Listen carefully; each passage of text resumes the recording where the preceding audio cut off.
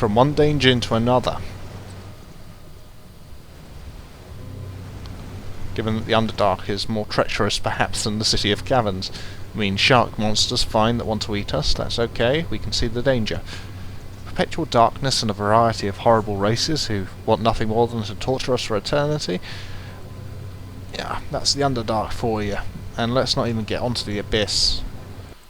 Anyway, there's only one way forward, so let's take it. Things go well on the surface. The temple of their false god has been defiled. I am pleased. My revenge will soon come. We did not act for your benefit, Irenicus, though you did offer some interesting opportunities. Yes, Matron Mother. Excuse my careless words. Our first prisoners arrive, Matron Mother. These two rank high among the surface scum, Matron. What is to be their fate? Their presence sickens me. Kill them. Perhaps it would be better to interrogate them first. Journalist, what are you doing with these monsters? You are on a... An odd way to question, Irenicus. Did you not like his tone? I reconsidered, Matron. Your command was the wiser. I find it interesting what a deferential tone he takes there for someone so egotistical, especially at the start of that. The great depths of the Underdark stretch before you, and as you adjust to the dim light, the reality of where you are begins to sink in. It is a realm of countless legends, where evil lurks behind each shadow. And though you have traveled far in pursuit of Irenicus, never have you felt so isolated. As black as your situation may have seemed, it somehow grows darker still. It's chapter 5. As I was saying, yeah, deferential, referring to her opinion and so on. Of course, he's evil, not stupid, so he can tone it down, but at the same time, I see Irenicus as someone who would not easily back down, even when he knows he's wrong, in a practical sense, not just in a moral sense. I'll stick with you no matter what, but we should still try and be decent to people. So this is the Underdark, the treacherous rope bridge of broken dreams, the vaguely spider-looking thing of horrific apparitions, I don't know, but here we are in the bottom left-hand corner of a frankly huge new area. And so, with that, I think we're all fatigued, so it would be a good idea to rest. Let's make we're in dialogue mode apparently, not anymore. Okay, good. Quick save. Let's have a little bedtime story. We do have to sit down to rest, regardless of danger. History of Tefir. For the past 1500 years, Tefra has been a single strong royal family ruling with absolute power. When a king died or became incapacitated, his oldest son took the throne. As the family trees of those close to power became more intertwined and complicated, read incest, there were the inevitable wars of succession and bickering over which second cousin was the true heir to the throne. Civil wars were brief, however, and once the fighting was over, the system returned to normal, until the next major dispute in a few hundred years or so. The established recurring cycle was broken 10 years ago. The current ruling family has been in power for over 350 years, so long as that they had dropped their own family name centuries ago. No one even remembers it now. Simply called themselves Tefir.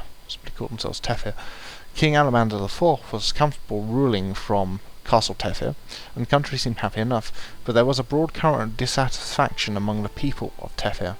Non-humans were forbidden by law to own land, and since most rights and privileges accorded to citizens were based on land and ownership, they became second-class citizens as well. Things were especially bad for elves, bastards, who were driven deep into the forest of Tefir by royal armies. Coming here, taking our jobs, you don't know what they get up to in those forests, conspiring against us humans to rule the world. But Alamander IV took land away from the rightful owners and gave it to nobles, who promised large contributions to the royal treasury. Never a good move, Alamander. These social and economic inequalities, coupled with several harsh winters of bad harvests in a row, made the time right for a change. It takes more than just a couple of lousy winters to depose a king, however. It takes treachery as well. In the case of the fall of House Tefir, it took an ambitious general and an impatient royal heir. Prince Alamander grew tired of waiting for the robust Alamander IV to make room for him, so he struck a deal with General Nashram Sharbanev, commander of the king's largest army. While Sharbanev marched his army toward Tefir, bringing along a sizable group of angry peasants recruited with the promise of land reform, the would-be Alamander V downplayed alarming reports from the king's spies and advisors, silencing the most persistent permanently through murder or exile. By the time Sharbanev's army arrived and laid siege to Castle Tefir, it was too late for loyalists to help.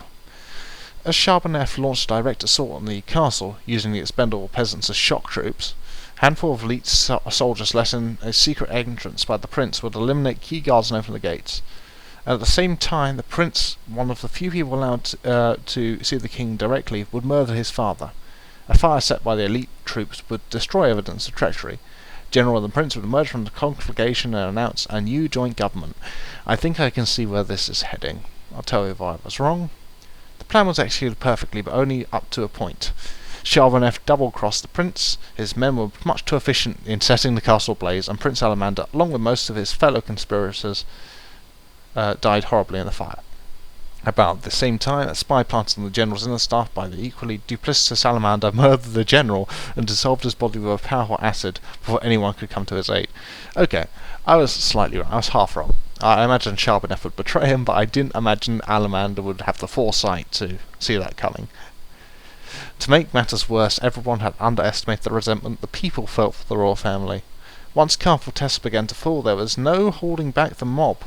In one night, the proudest, strongest castle in all the country was reduced to a smoking ruin. Everything of value, fine tapestries, plates and silverware, furniture, jewellery, weapons, clothes, armour, paintings, statues, etc., was either stolen, burned, or just ripped apart and stomped to the dust. Oh dear. As news of the fall of the royal family spread, so did the chaos. In what is now known as the 10 Black Days of Elaine, anyone known or even suspected of blood connection to the royal family is put to the sword. This led to some darkly humorous moments, as social climbers who had bragged just a week before of being a sixth cousin twice removed of a royal aunt tried in vain to convince an angry mob that they were only kidding. The nobles, who were the biggest supporters of the royal family, also came under attack, and also some baronial keeps fell. Local leaders who had adequately distanced themselves from the Tefir family, or popular enough, or feared/strong enough, survived. These surviving nobles became the initial players in the fight to decide the fate of Tefir. One thing was certain. Any leader or type of government that too closely resembled rule under the Tefirs would not be accepted. Royalist became a dirty word in Tefir society. The power struggle continues to this day, and there is no sign of it ending anytime soon. I think it'd be worth making an adventure set in Tefir in that case. Pretty interesting to guide it either back to absolute monarchy, some form of constitution, a noble republic, a proletarian dictatorship, I don't know. That could turn out pretty fun. But anyway, that was bedtime reading, so it's time to rest. Lizard men. Never a good thing.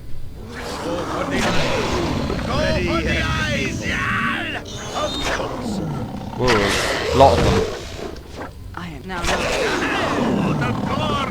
Now you die! Let's Shot. magic missile that one. Okay, they're very weak.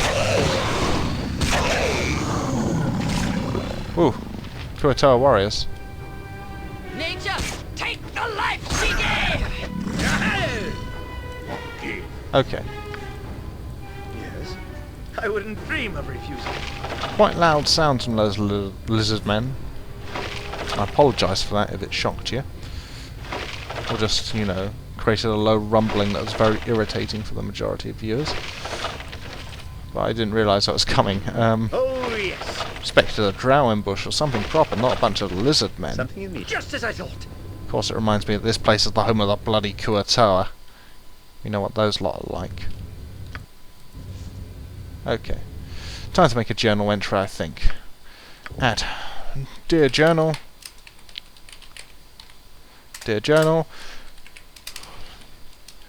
Helped Shark Prince become new ruler. Also encountered friendly beholder. Have given him tickets to opening night of the termish play. Feeling somewhat dirty after politicking and betraying King. However, he probably intended to eat us anyway. I'm now in Underdark. Very dark, redundant, but confused in caverns. I'm marking trail with X's. Okay, so 28 days into our adventure, and we've gone all the way from Afkatla, or under Afkatla, trapped in a dungeon, into the Underdark. We got him on back.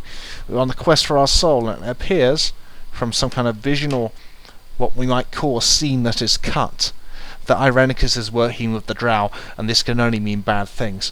So next time we're going to explore this area and try to get back onto this man's trail. So, hope you enjoyed watching our little quest for the shark-filled Swargan City, a word which I'll never be able to pronounce properly, and I'll see you next time.